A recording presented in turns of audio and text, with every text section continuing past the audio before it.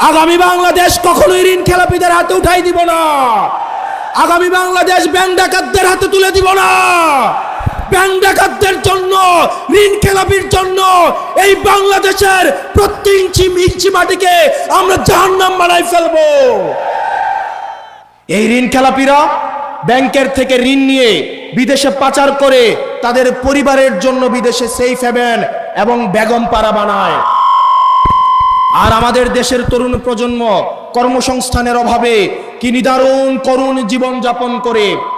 আর এদের সন্তানরা বিদেশে থেকে মাদকের জীবন, বিদেশে থেকে বেলাল্লাপনার জীবন যাপন করে। আমরা স্পষ্ট ভাষায় বলছি, ঋণ খেলাপি এবং ব্যাংক ডাকাত তাদেরকে আমরা সংসদে যাইতে দিব না।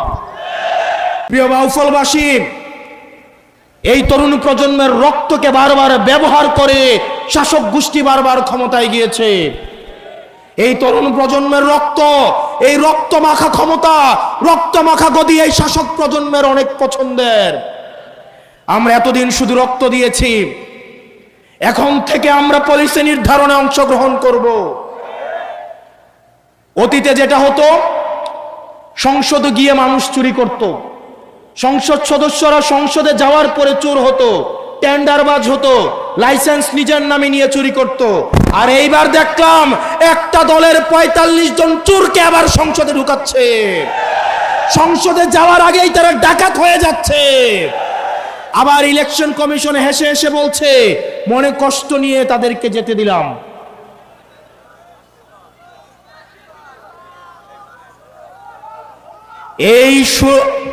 আমাদের এই জুলাই অভ্যুত্থানের শহীদের রক্তের উপরে দাঁড়িয়ে যারা পুঙ্গ হয়েছে, যারা আহত হয়েছে, তাদের উপরে দাঁড়িয়ে মাননীয় ইলেকশন কমিশন আপনাদেরকে, ডাকাতদের এবং চোরদেরকে সেফ এক্সিট দিয়ে সংসদে পাঠাতে আপনাদেরকে এই ইলেকশন কমিশনে বসানো হয় নাই। কিছুদিন আগে দেখলাম বন্দর একটা বিদেশি কোম্পানিকে দেওয়ায় অনেক দল রাস্তায় এসে আন্দোলন করলো যে বন্দর নাকি বিদেশিদের হাতে তুলে দিবে না।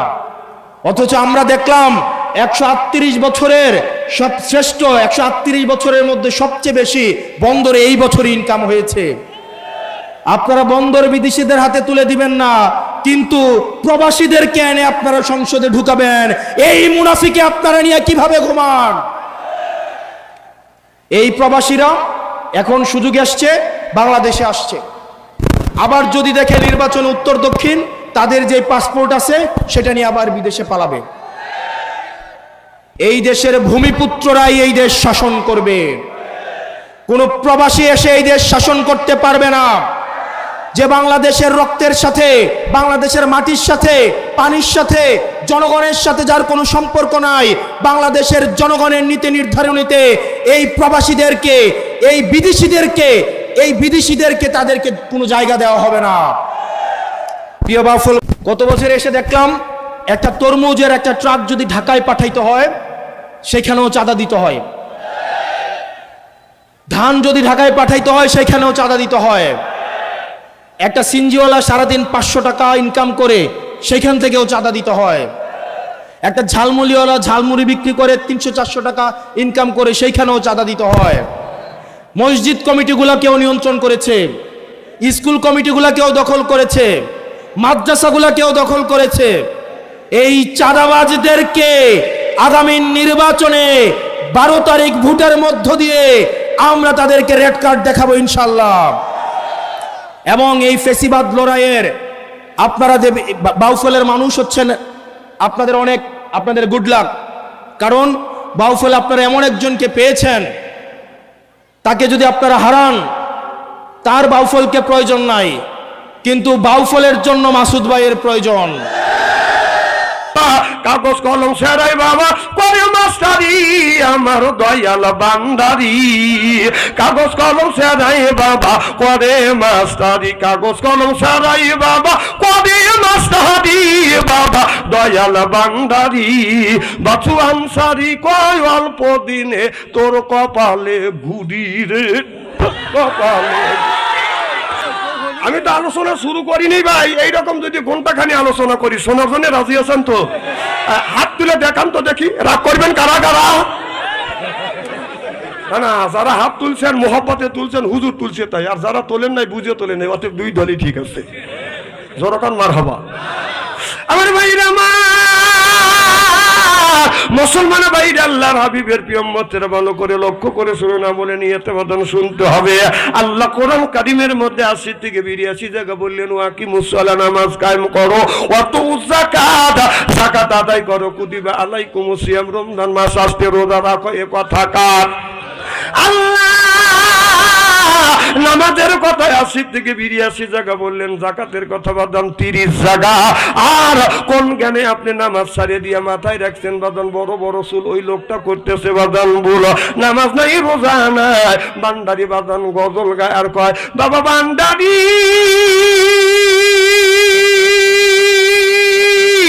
আলিফ লাম মিম ৩ হরফে ৩০ পারা কোরআন, তার ভিতরে বান্দারি কয় বাড়ি গাড়ি পাবি,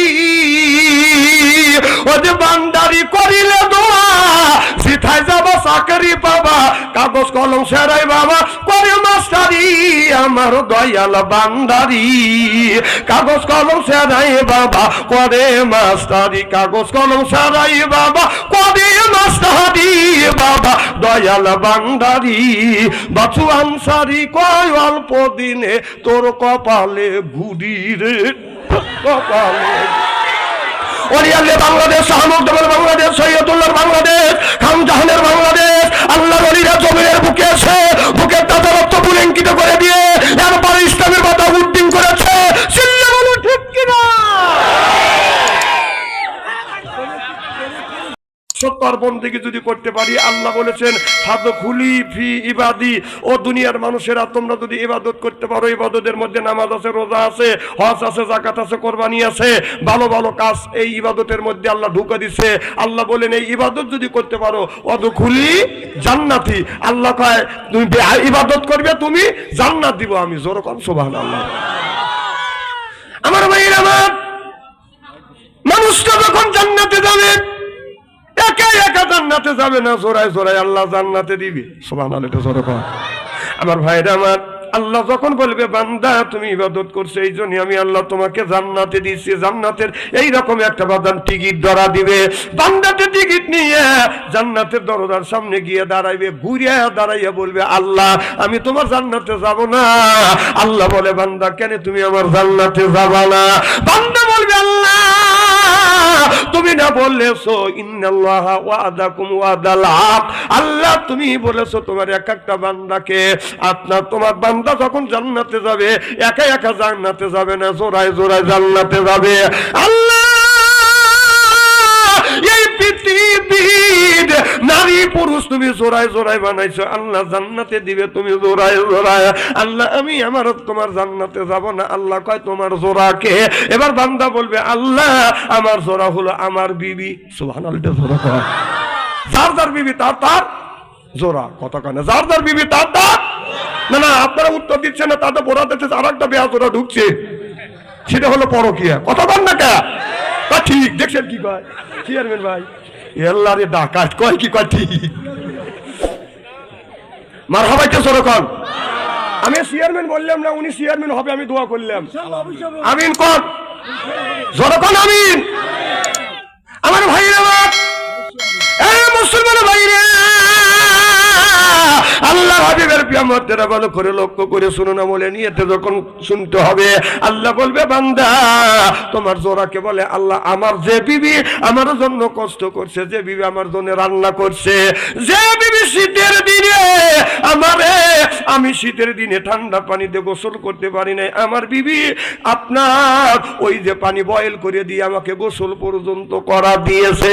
আল্লাহ তুমি আমার বউকে যদি জান্নাতে না দেও আমি তোমার জান্নাতে যাব না। নিয়ত করে বসবি। আমাদের বিবি এই যে একটা দিন একটা লোক আমাকে বলতেছে হুজুর এই শীতের মধ্যে আর 4-5 দিন ধরে হুজুর গোসল দেই না, নামাজ কি হয়? আমি বললাম নামাজ হোক না হোক এটা হলো পরের কথা, আপনার কি বউ নাই? কম আছে হুজুর। কম গোসল দেন না কাকা? হুজুর ঠান্ডার কারণে। কম আপনার বউ কি পানি বয়েল করে দেয় না? কয় না হুজুর। আমি বললাম যে এই যে আমাদের নভেম্বর শুরু হয়ে গেছে, একটু শীত দেখছি পানি বয়েল করে করে দৈনিক বউ আমাদের গোসল করা দেয়। উনি এই কথা শুনে লোকটার কাছে যা বলতেছে, বউর কাছে যা বলতেছে, মানুষের বউ আমারও বউ, মানুষের বউ আমারও বউ। বউ কয় তুমি বউ বউ করে, কাকা তুই বউ না, তুই তো আজ 30 বছর ধরে তোর সাথে ঘর সংসার করতেছি, একটা দিনে তো গরম পানি করে গোসল করা দিলি না। তো বউ বলতেছে তোমার এতই শখ করে, স্বামী বলে তো শখ তো করেই। তো ওই মেয়েটা করছে কি 15 মিনিট ভরা বাঁশের খড়ি দিয়ে পানি গরম করছে, সেই পানি টকবক টকবক করতেছে। ওই যে পাতখড়ির বেড়া আছে, সোলার বেড়া আছে, স্বামী গোসলের আগে পেশাব করে লেগে বইছে, পানিটা দিকে টকবক টকবক করতেছে। বউ ভাবতেছে উনি গোসল করার জন্য প্রস্তুতি নিছে। এই টকবক পানি একবার না তুলে গাড়ির উপরে ডাইলে দিছে, যেই ডাইলে দিছে ও মা কয় বেড়া ভেঙে দেব।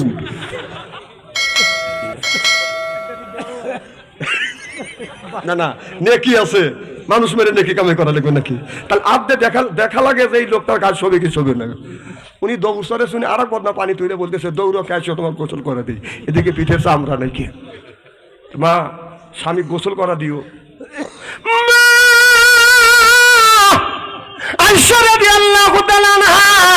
আমার নবীকে একটা তুলের উপর বসে বাজান আপনার গোসল করা দিচ্ছে। এদিকে মা আয়েশা রাদিয়াল্লাহু তাআলা আনহার পা বাজান আপনার তুলের নিচে পড়ে গেছে। ও বাজান আল্লাহর নবী লক্ষ্য করে দেখে বাজান পানিটা লাল হয়ে যাচ্ছে। আল্লাহর নবী বলে আয়েশা আমার তুমি গোসল করাচ্ছ, ফ্রেশ পানি ঢালতেছো। আয়েশা রে পানি জমিনে পড়ার সাথে সাথে লাল হয়ে যাচ্ছে, কারণ কি? আয়েশা বললেন ইয়া রাসূলুল্লাহ ইয়া হাবিবাল্লাহ, ও নবীজি আপনি যেই তুলের উপর বসছেন গো নবীজি, ওই তুলের নিচে আমার পা পড়ে গেছে, আমার পা ফেটে গেছে, রক্ত প্রবাহিত হচ্ছে। আল্লাহ নবী তাড়াহুড়ো করে না বললেন, কত জায়গায় এরকম করে ধরলেন আর থুতু মোবারক লাগাই দিয়ে বললেন ইন্না আতাইনা সাফহা, লাগা দেওয়ার সাথে সাথে রক্ত বন্ধ, ব্যথা বিষ ব্যথা বন্ধ হয়ে গেল। আল্লাহ নবী বলে রে আয়েশা তুমি তোমার পা যখন নিচে পড়ে গেছে তুমি কেন আমাকে সরতে বলতে না? আয়েশা বলে ইয়া রাসূলুল্লাহ ইয়া হাবিবাল্লাহ, ও নবীজি আমার পা পড়ছে তাতে আমার কোনো দুঃখ নাই, কলজেও যদি ছিঁড়ে যাইতো আমার বিশ্ব নবীকে সরতে বলতাম না। চিল্লাকান আল্লাহু আকবার, নারে তাকবীর। এইগুলো হলো বউ।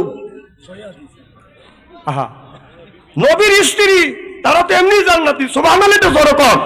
তাহলে নবীর স্ত্রী যারা জান্নাতি মহিলা তারা যদি স্বামীকে এরকম করে গোসল করা দিতে পারে, আপনি কি হয়েছেন? আপনি কি হয়েছেন না? আজ কথা শুনে গেলেন, আজ আগামী কালকে গোসল করাবেন। এরা সাল নিয়ত করে বসে রেখে যায়নি, আর শীতের দিনে গোসল করাবেন থাকেন। আমার ভাই আমার নবী বললেন আয়েশা তাম পৃথিবীর মানুষদেরকে জানিয়ে দিও,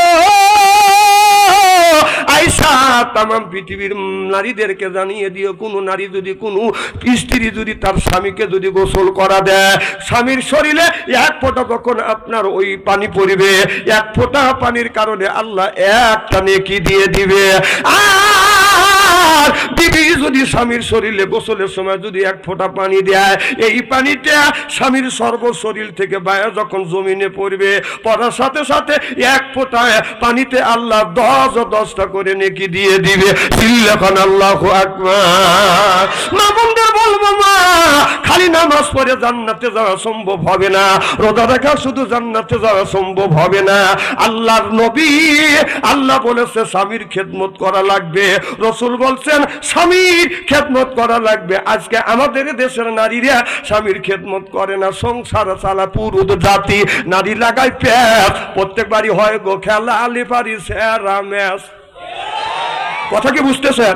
স্বামী স্ত্রী যখন জর্গা হয় চেয়ারম্যান বাড়ি যাওয়া ঠেকাবে পারে না। সংসার চালা পুরুষ জাতি, নারী লাগায় প্যাস, প্রত্যেক বাড়ি হয় গো খেলা আলি পারি সেরা ম্যাচ। ঘরে জ্বালা বাইরে জ্বালা, জ্বালার নাইকে শেষ, নারী জাতি নষ্ট করলো সোনার বাংলাদেশ। প্রেম প্রীতি ভালোবাসা ঢুকছে ঘরে ঘরে, প্রেমের জন্য অনেক না, প্রেমের জন্য অনেক যুবক বিষ খাইয়া মরে। প্রেম প্রীতি ভালোবাসা নারী করছে শুরু, হিসাব করে দেখলাম নারী প্রেমের নাটের গুরু। এই নারীর প্রেমে পড়িয়া আজকে অনেক মহিলার ঘর নষ্ট হয়ে যাচ্ছে। আজ এই স্কিন টাচ ফোন আসিয়া আল্লাহ নবী বললেন ইয়ার ফলিন বিদ্যা উঠে যাবে, ইয়াকসুরুল জাহিল, জাহিলিত বর্ষিত হবে। আজকে সেই অবস্থা হয়ে গেছে। আজকে এই মোবাইলের কারণে এক একটা পুরুষ, এক একটা যুবক প্রেম করতে করতে প্রেমের সেঞ্চুরি করছে।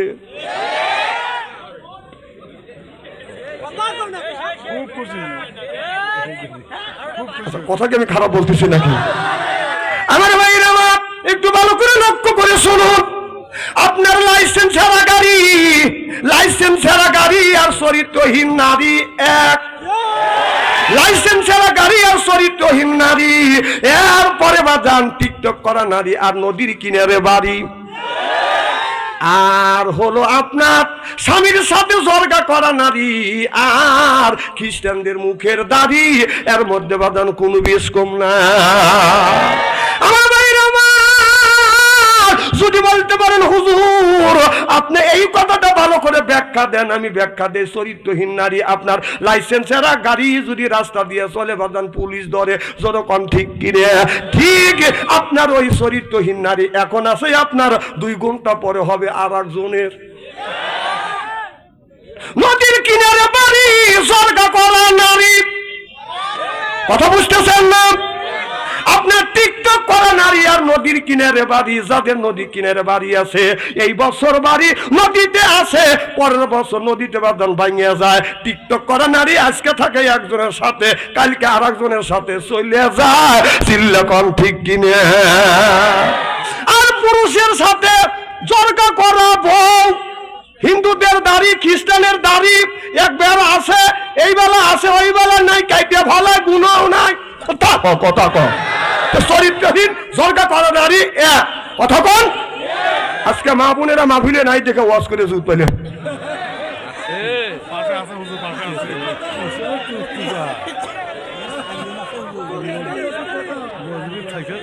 খুলে নাকি কন? আসলে আমার গরম ধরে গেছে। দেখেন আপনার শীত ধরতেছে, আমার গরম ধরতেছে। মার খাবার জোরে কর।